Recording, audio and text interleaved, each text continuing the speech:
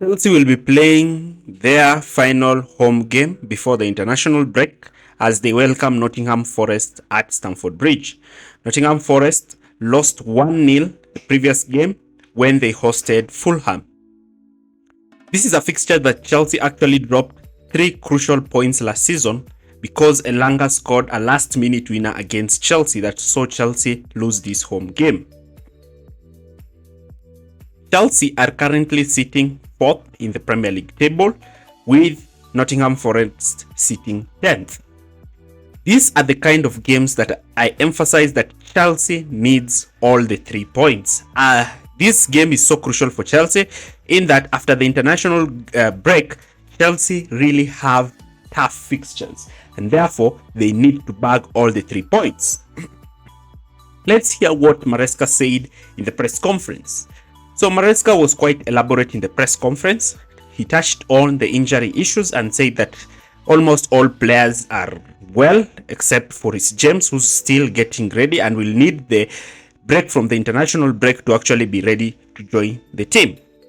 He further emphasized that Chelsea are not yet ready to compete with the likes of Manchester City and Arsenal, and this was a way in which he would actually try to take away pressure from the team, which was really commendable. And I'm going to give my in-depth analysis and preview of this game, looking at the lineup and looking at what Enzo Maresca said and what potentially we expect for this Chelsea team.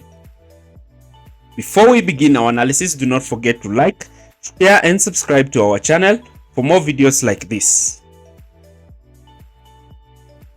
So let's start with the goalkeeper. And looking at the goalkeeper, we are picking Robert Sanchez. He's the number 1 Chelsea goalkeeper. Last game, Robert Sanchez almost cost Chelsea the points. He was very clumsy. Sanchez needs to be very keen with his distribution and he needs to understand when to see a game out. If you're already 3-0 up, there's no need of playing from the back and inviting pressure. No, if you're already 3-0 up front, clear the ball. I'm going to retain the back four that started against Brighton, Colwill, Fofana centre-back partnership, Cucurella and Gusto at the full-backs. I believe that this defense played quite well. The issue was with Sanchez. Sanchez was the one who was really poor in that game, but they also need to remain astute. This back four is undroppable at the moment. Maybe people are making cues about Fofana, but looking at the way Chelsea will invert their fullbacks, it is more likely that Colwill is preferred as the central-most centre-back. Therefore, Fofana has to play.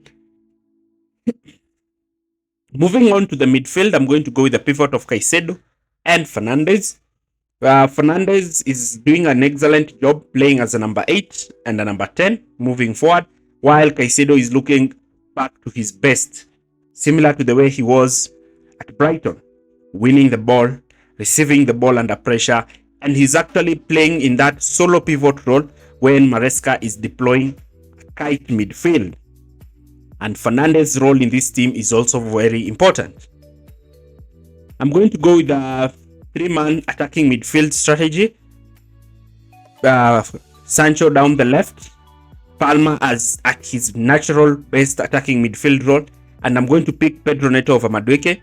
His resounding performance in the Conference League is important for him to actually nip this position. Madueke has been really selfish when it comes to actually positioning his players in areas where they can actually affect the game. And I believe that he should retain that position. Leading the line is Nicholas Jackson. Jackson gives the team physicality. He holds the ball quite well. He makes runs in behind. A lot of people question his finishing, but overall, Jackson is a better number 9 than Nkunku. I believe Nkunku is a better finisher than him. But when it comes to the team, Jackson is a very good focal point up front. Chelsea will be lining up in a 4-2-3-1 structure. I have explained the roles of each players, and I still retain that Chelsea can bring on substitutes, but my key changes are Neto coming in for Noni Madueke from last week's fixture, while the entire starting 11 remains unchanged. Chelsea need to effectively ensure that they retain the spine of the team. Now, Chelsea's 4-2-3-1 will be up against Nottingham Forest's 4-4-2. This 4-4-2 is a very rigid, is a very structured system of play, and this 4-4-2 that Nottingham Forest employ is a mid-block stroke deep block, because we know what Nuno Espirito Santo wants his teams to play like. And this is going to inform how Chelsea are actually going to play in this game. So in possession, when Nottingham Forest decide to press Chelsea in a 4-4-2, then Chelsea can shift into a back three with both centre backs dropping on either side of Sanchez to give that three-man overload. One fullback in Gusto can invert initially, allowing Caicedo to be and Gusto to give that option in field, while Marc Cucurella can decide to hold the width in the wide areas. Now, because of this overload, Chelsea will automatically have enough players to play the ball in midfield, and even sometimes players such as Palma and Fernandes can even drop on either side to receive the ball in much more dangerous areas that can actually look to create havoc and problems for Nottingham Forest if they decide to press Chelsea aggressively high. Now, Chelsea can use the no-look pass by having maybe the goalkeeper play the ball to Caicedo, then Caicedo playing the ball back to a centre-back. It is usually known as the no-look pass.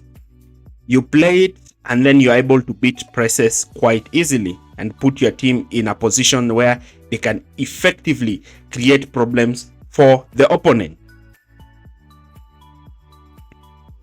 Now, in settled possession, we know that Nottingham Forest are more likely to go and sit deep because they would normally sit in a mid-block, or they decide to move in a deep block. And because Nottingham Forest will be aware of Chelsea's threat in behind, they will not try to play like Brighton, playing with an aggressive high line. And this game is actually poised for wingers like Sancho and Neto, who like to take their fullbacks 1v1.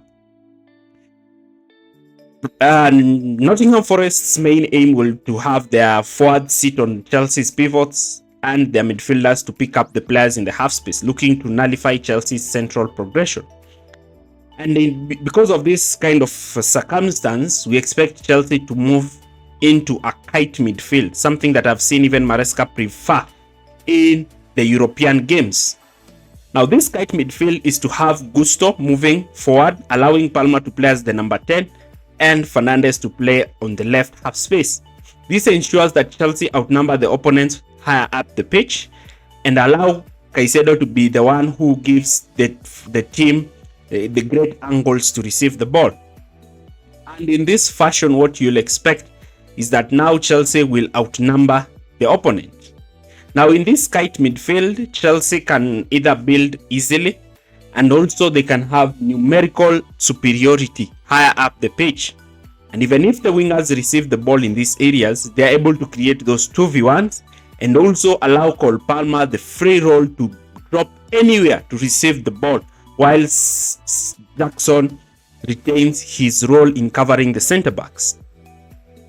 Without the ball, Chelsea can move into that 4-4-2 that they like to employ, narrow 4-4-2, with Palmer joining Jackson in pressing the centre backs and limiting them any time and space that can actually look to create problems for Chelsea.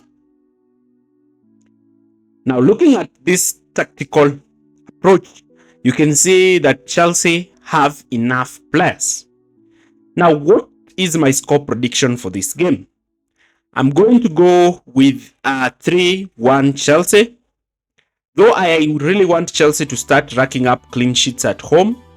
And also, Chelsea need to win these games. I repeat again, Chelsea need to win these games. These are the games that you need to win. Win this game, go into the international break with 16 points. I'm devastated that we didn't beat Crystal Palace. If we did, we would have gone top of the league. And then now we can face the Liverpools, the Manchester Uniteds, the Newcastles, and Arsenal. Because you need, first of all, to bag the wins that you really, really need.